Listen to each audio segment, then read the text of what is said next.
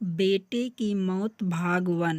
जब हमारे चाचा जिंदा थे तब चाचा और हम सब साथ मिलकर रहते थे, मगर चाचा की मौत के बाद चाची अपने बेटे को लेकर एक महंगे घर और बहुत ही अच्छे इलाके में रहने लगी थी।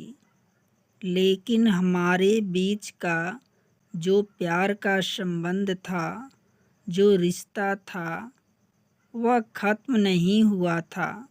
हम अक्सर चाची के घर चले जाया करते थे और मेरा चाचा का बेटा भी हमारे घर चला आया करता था।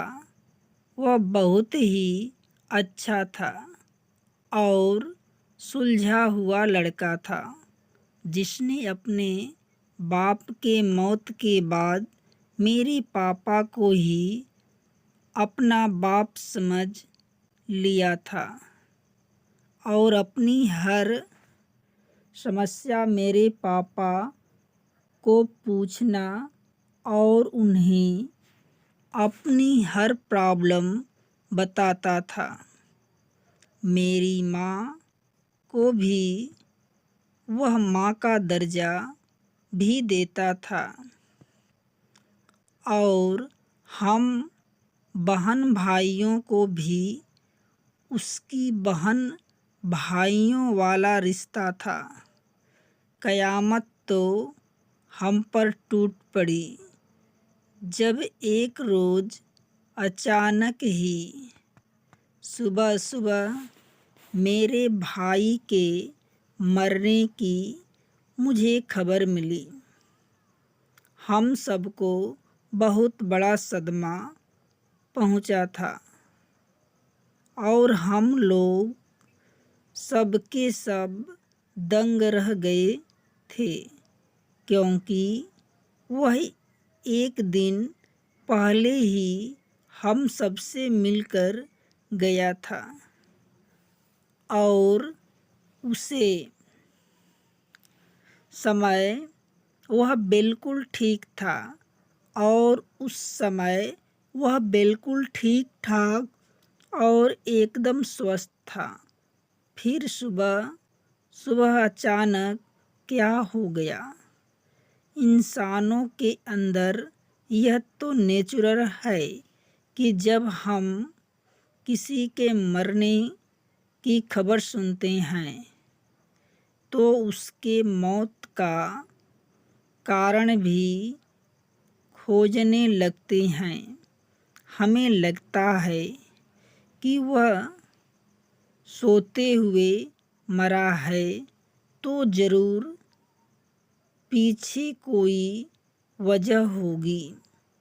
हालांकि मौत के लिए किसी का कारण का होना ज़रूरी नहीं होता।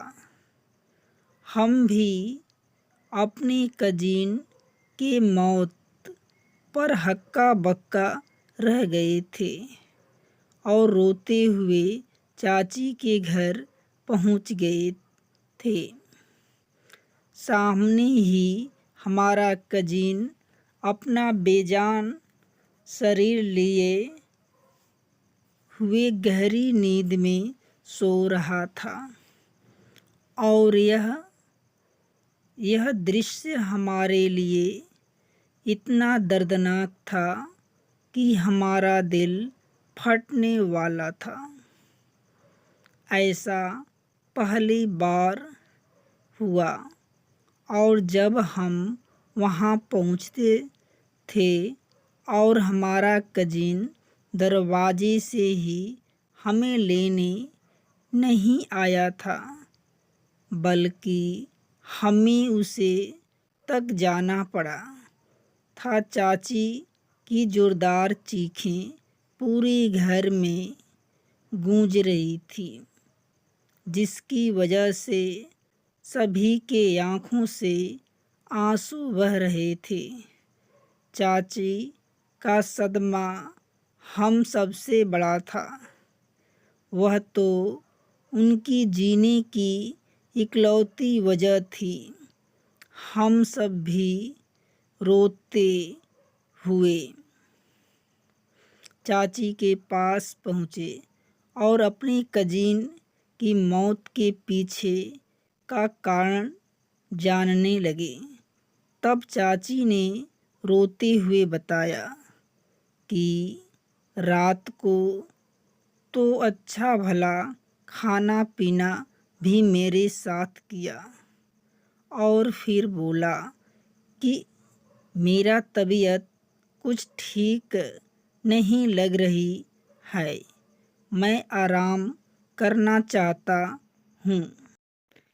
चाची ने बताया कि फिर मैंने उसे आराम करने के लिए उसके कमरे में भेज दिया। मगर सुबह जब कॉलेज जाने लगी तो चाची ने उसे जगाने कमरे में पहुंची तो मेरा शरीर बेजान हो चुका था। उसकी अचानक मौत ने सबको ही चौंका दिया था। जिस तरह से हम सोचते हैं उस तरह से कुछ नहीं होता। कभी कभी परिस्थितियाँ और लोग अचानक हमारी सोच और अपेक्षाओं के बिल्कुल अलग हो जाते हैं, जिससे हमें संभलने का मौका नहीं मिलता, सोचने का समय नहीं मिलता और हम पर हावी हो जाती है। क्योंकि ज़्यादातर लोग वैसे नहीं होते जैसे वे दिखते हैं, और मेरे साथ भी कुछ ऐसा ही हुआ है। मैं अपनी चाची के साथ रहता था क्योंकि वह एक अकेली औरत थी, और जब मैं उनके पास आया था तो मैं बिल्कुल ठीक ठाक और मस्त था। मगर मेरी हमदर्दी ने मुझे वह दिन दिखाए कि मैं किसी के काबिल नहीं रह गया था। चाची ने मेरे साथ जो कुछ किया हुआ मैं सोचकर भी कांप उठता हूँ। मैं कभी सपने में नहीं सोचता था कि कोई इंसान इतना बेशर्म कैसे हो सकता है। मुझे चाचा के पास रहते हुए कुछ ही समय हुआ था कि अचानक ही मेरी हालत तेजी से खराब होने लगी थी, और मैं बिल्कुल कुछ ही दिनों से अपनी तबीयत बहुत ही खराब महसूस कर रहा था। मेरा सर बहुत भारी था। आज भी जैसे ही मैं सुबह उठा तो मुझे बहुत ज़्यादा कमज़ोरी महसूस हो रही थी। मेरे पैरों में तेजी से दर्द था, और यह सब मेरी समझ से बाहर था। आखिर मेरे साथ यह क्या हो रहा है? वैसे तो मैं बिल्कुल ठीक था, मुझे कोई चोट भी नहीं लगी थी। बस इतना पता था कि जब से चाची के पास रहने आया था तब से ही मुझे टांगों के दर्द की बीमारी शुरू हो गई थी। मैं हिम्मत करके उठा और हाथ मुंह धोकर बाहर आंगन में निकल आया। चाची घर की सफाई कर रही थी। मुझे देखकर मुस्कुराई और मेरे पास आकर मेरा माथा चूमा और बोली, उठ गया मेरा शहजादा। और फिर पास पड़ी सोफे की तरफ इशारा किया और बोली, यहाँ बैठो, मैं अभी तुम्हारे लिए नाश्ता लेकर आती हूँ। चाची का अंदाज और रवैया बिल्कुल मेरी माँ जैसा था। वह मुझसे मेरी माँ की तरह ही प्यार करती थी।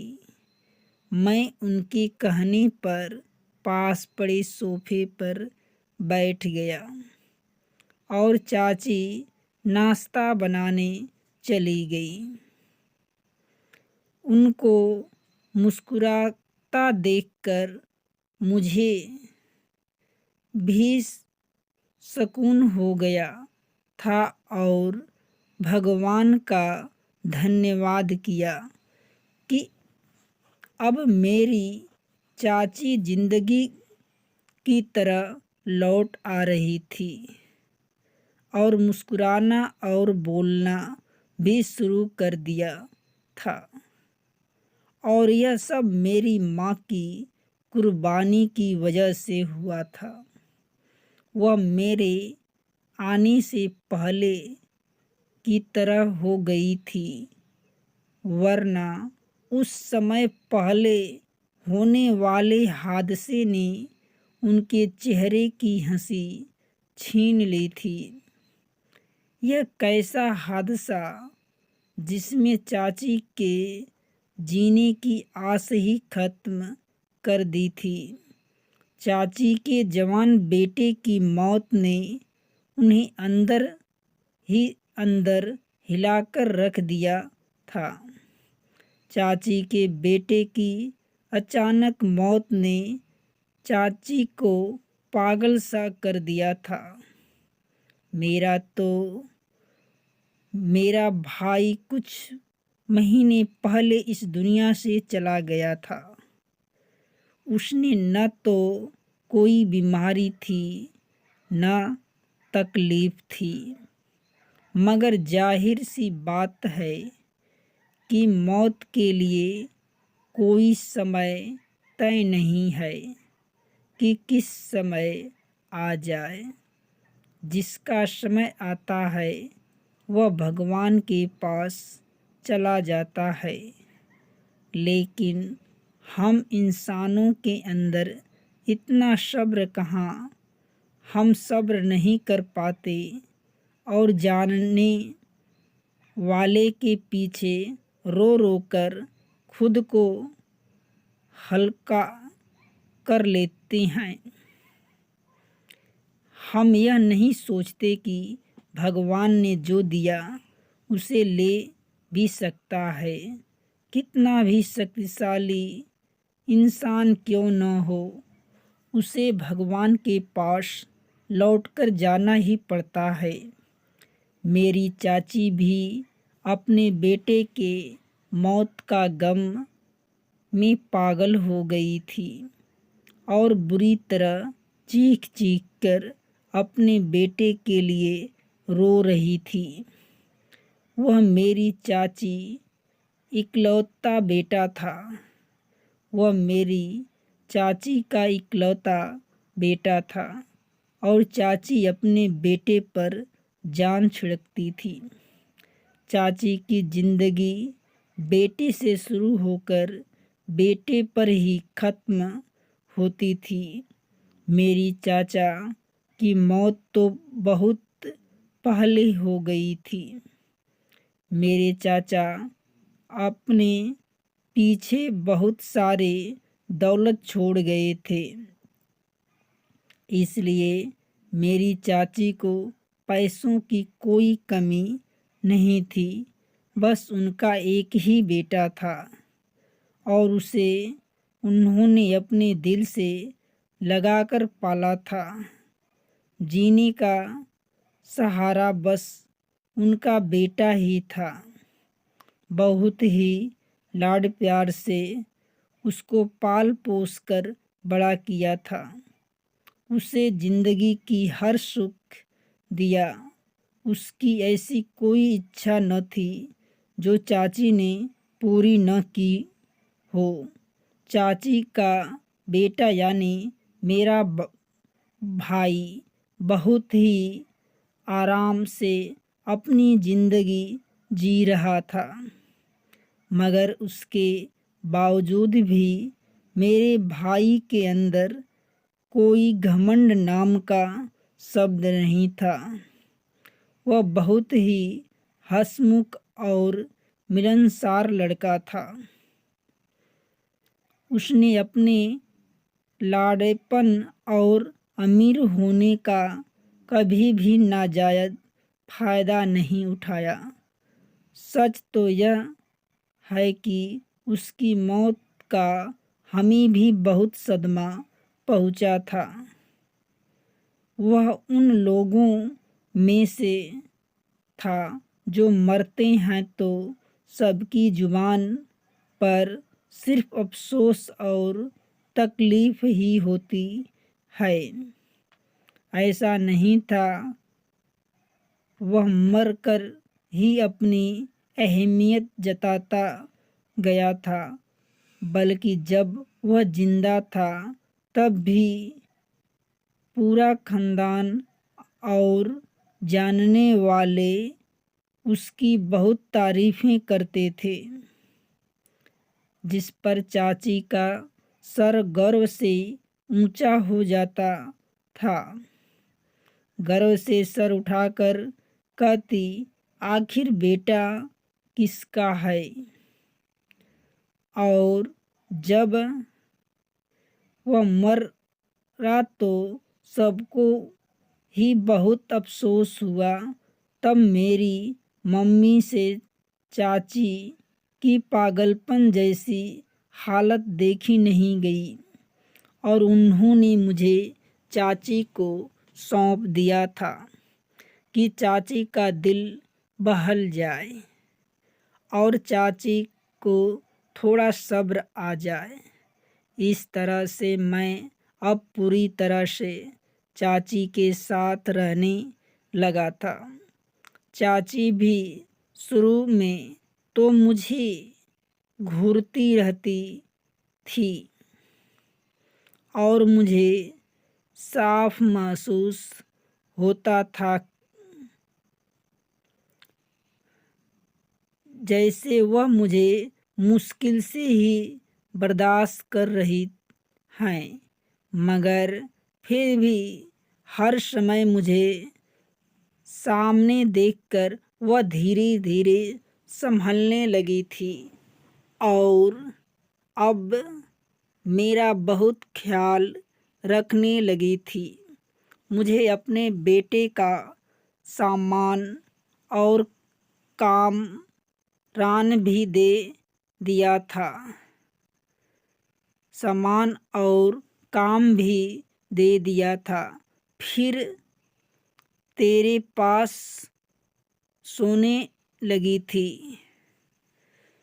मैं समझा था वह अपना बेटा होने के बाद बहुत ज़्यादा डरने लगी थी, इसलिए मेरे साथ सोती हैं। रात को मुझे अकेला कमरे में नहीं छोड़ती हैं। मैं भी चाची की ममता पर खुश हो गया था और उन्हें अपने कमरे में सोने देता था। लेकिन आधी रात को जब मेरी आँख खुलती तो चाची मुझे जागती हुई मिलती थी, मगर मुझे जगाता हुआ देखकर बहुत मुस्कुराती रहती थी। कुछ दिन तो धीरे धीरे ऐसे ही गुजर गए। कुछ दिन धीरे धीरे ऐसे ही गुजर गए।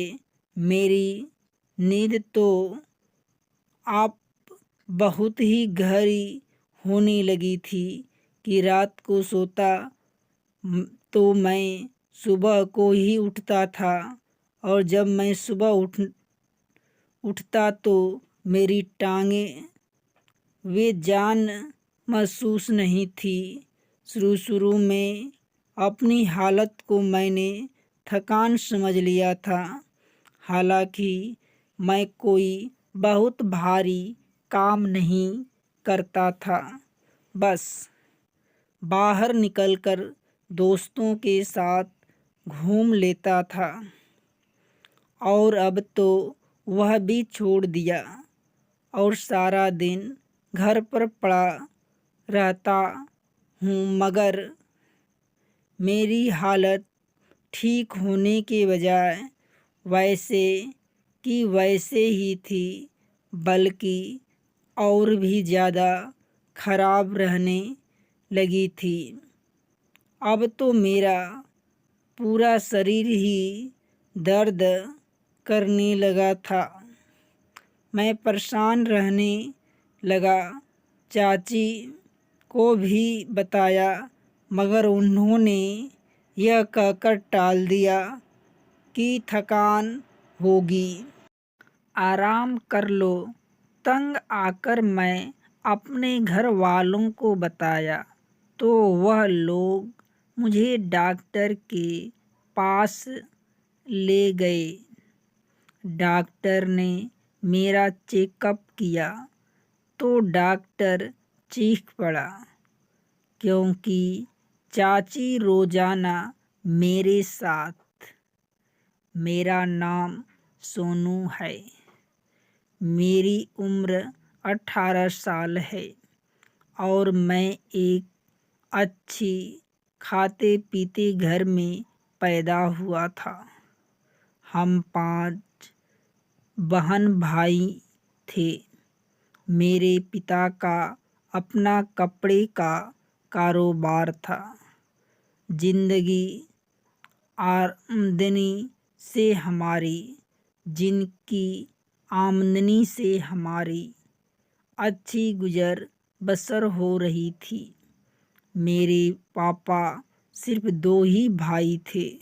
चाचा के मुकाबले मेरे पापा का बिजनेस छोटा था और हम बहन भाई भी ज़्यादा थे। मगर पापा ने फिर भी हमें बहुत अच्छा खिलाया पिलाया और पढ़ाया लिखाया। जबकि मेरे चाचा का एक ही इकलौता बेटा था। चाचा के मरने के कुछ समय पहले जन्म लिया था। चाचा की मौत एक रोड एक्सीडेंट में हो गई थी। चाचा की मौत से चाची बहुत ज़्यादा टूट गई थी, लेकिन अपने बेटे को देखकर उसके अंदर जीने की उमंग जागी थी। चाची ने अपने बेटे को बहुत मोहब्बत से पाला था। बाप की कमी तो औलाद को रहती ही है, मगर चाची ने कोशिश की थी कि मेरा चाचा की कमी को ज़्यादा महसूस न करे। वह मेरे कजिन भाई के मुंह से कोई भी फरमाइश सुनती तो उसे ज़रूर पूरा करती थी। मगर हमारी ज़िंदगी अलग थी। हमारा खाना पीना पहनना ओढ़ना अच्छा तो था, लेकिन पढ़ाई के खर्च और घर के दूसरे खर्चा की वजह से पापा की कमाई का बड़ा हिस्सा उन खर्चों नहीं निकल पाता था और मेरी माँ कुछ पैसे बचा भी रही थी ताकि बच्चों की शादी के समय मैं दूसरों के सामने हाथ न फैलाना पड़े। इसलिए हम बहन भाई अपनी इच्छाओं को सीमित रखते थे। मगर हमारे कजीन की बात अलग थी। चाची का तो बस नहीं चलता था। पूरे जायदाद अपने बेटे के ऊपर एक बार मैं ही न्यौछावर कर दिया। चाची और मेरी माँ में बहुत ही अच्छी दोस्ती थी और इसमें सबसे ज़्यादा हाथ मेरी माँ की मिलनसार और हमदर्द मिजाज का था। वरना चाची अपने आप में ही रहने वाली इंसान थी। उनका सारा ध्यान तो और सारा प्यार तो बस अपने बेटे के लिए ही था। उन्हें किसी से कोई मतलब ही नहीं थी।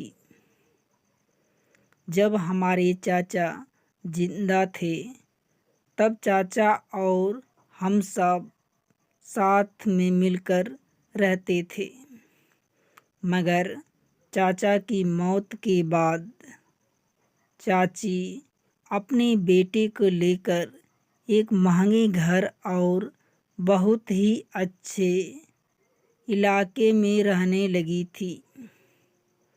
लेकिन हमारे बीच का जो प्यार का संबंध था, जो रिश्ता था, वह ख़त्म नहीं हुआ था। हम अक्सर चाची के घर चले जाया करते थे और मेरा चाचा का बेटा भी हमारे घर चला आया करता था। वह बहुत ही अच्छा था और सुलझा हुआ लड़का था जिसने अपने बाप के मौत के बाद मेरे पापा को ही अपना बाप समझ लिया था और अपनी हर प्रॉब्लम, हर समस्या मेरे पापा को पूछना और उन्हें अपनी हर प्रॉब्लम बताता था। मेरी माँ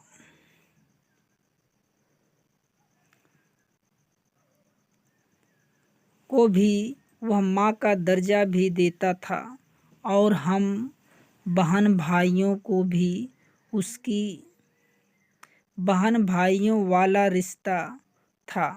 कयामत तो हम पर टूट पड़ी जब एक रोज़ अचानक ही सुबह सुबह मेरे भाई के मरने की खबर मिली। हम सबको बहुत बड़ा सदमा पहुंचा था और हम लोग सब के सब दंग रह गए थे, क्योंकि वह एक दिन पहले ही हम सबसे मिलकर गया था और उसे समय वह बिल्कुल ठीक ठाक था और एकदम स्वस्थ था। फिर सुबह सुबह अचानक क्या हो गया। इंसानों के अंदर यह तो नेचुरल है कि जब हम किसी के मरने की खबर सुनते हैं तो उसके मौत का कारण भी खोजने लगते हैं। हमें लगता है कि वह सोते हुए मरा है तो ज़रूर उसके पीछे कोई वजह होगी। हालांकि मौत के लिए किसी कारण का होना ज़रूरी नहीं होता। हम भी अपनी कजिन के मौत पर हक्का बक्का रह गए थे और रोते हुए चाची के घर पहुंच गए थे। सामने ही हमारा कजिन अपना बेजान शरीर लिए हमारा कजिन अपना बेजान शरीर लिए हुए गहरी नींद में सो रहा था और यह दृश्य हमारे लिए इतना दर्दनाक था कि हमारा दिल फटने वाला था। ऐसा पहली बार हुआ और जब हम वहाँ पहुँचे थे और हमारा कजिन दरवाजे से ही हमें लेने नहीं आया था, बल्कि हमें उससे तक जाना पड़ा। चाची की जोरदार चीखें पूरे घर में गूंज रही थी, जिसकी वजह से सभी के आँखों से आंसू बह रहे थे। चाची का सदमा हम सबसे बड़ा था। वह तो उनकी जीने की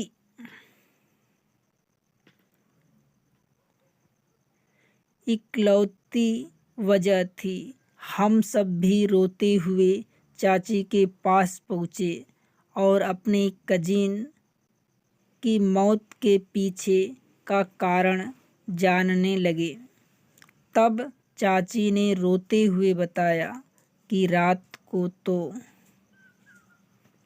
अच्छा भला खाना पीना भी मेरे साथ किया, और फिर बोला कि मेरा तबीयत कुछ ठीक नहीं है,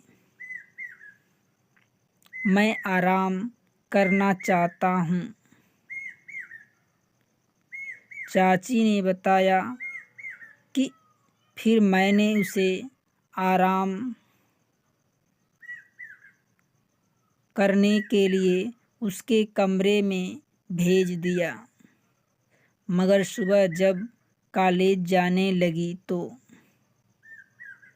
चाची ने उसे जगाने उसके कमरे में पहुंची तो मेरा शरीर बेजान हो चुका था।